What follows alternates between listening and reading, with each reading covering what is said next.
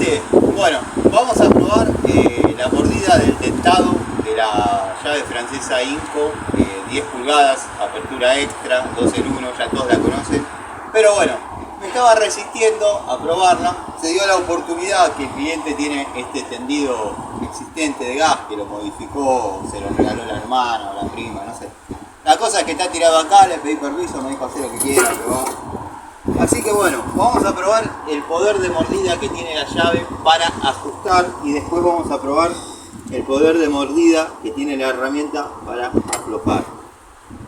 Tiene la posición en la que obviamente aprieta y la verdad que aprieta bien, muy buen poder de mordida, la verdad. Espero que se esté apreciando.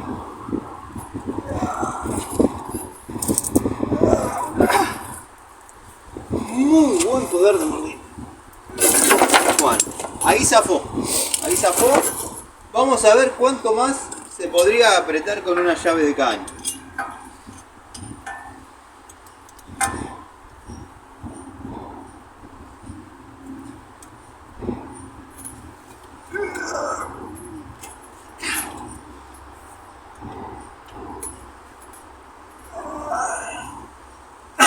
Verdaderamente muy poquita diferencia el ajuste que le dio la llave al que le terminó dando la llave de caño.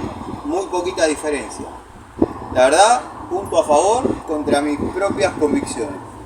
Ahora vamos a probar si lo puede aflojar.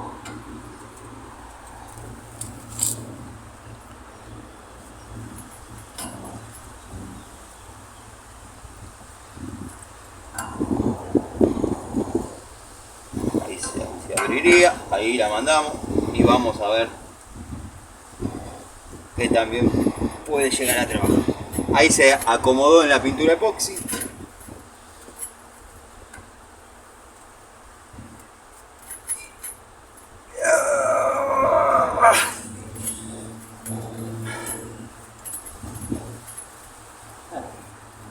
La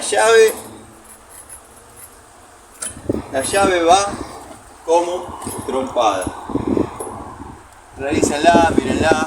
Sé que se parece mucho a pruebas obtusas y sin sentido, pero era simplemente para sacarme el berretín de probar esto. Pero les haya sido útil y bueno, nada, yo la voy a seguir usando como francesa. En algún caso de apuro, sabemos que la herramienta trabaja y trabaja bien. Caño de 3/4 epoxi, epoxi.